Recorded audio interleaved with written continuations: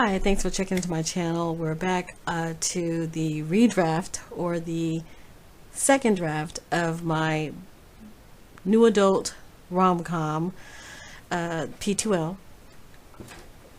Actually, I should call it my new adult Gen X rom-com. That's what I'm going to call it, P2L. I wanted to record this because I just got to a place in a chapter that's never been in my original draft.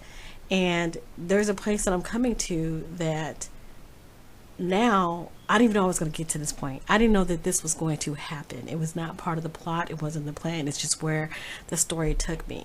But there's a scene right here where my character is talking to her aunt. I think it's going to be a natural evolution to hear his voice. So she calls it now.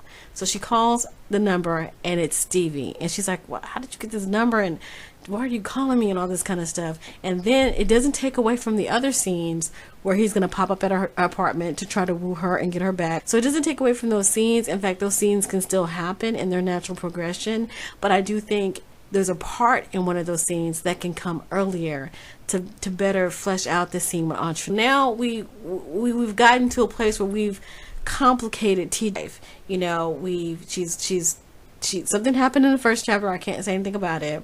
Now, years later, we're seeing what's happening in her life and things are moving along. We're introducing, you know, major characters in her circle of friends, because her friends and her family, their personalities and characteristics are, and the way they view and the way they interact with her tells us a little bit about who she is to them, and how they treat her tells us how she's either allowed them to treat her that way or how they love her and appreciate her. And it just kind of gives us a three-dimensional look at this character through the people in her life. Because you want to take your character through stuff. Take them, boom, and just pile it on and pile it on and pile it on.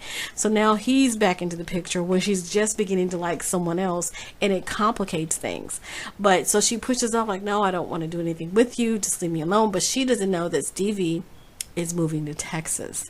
So right now she thinks, oh, he's just in California. I don't have to deal with this, but I'm done with him.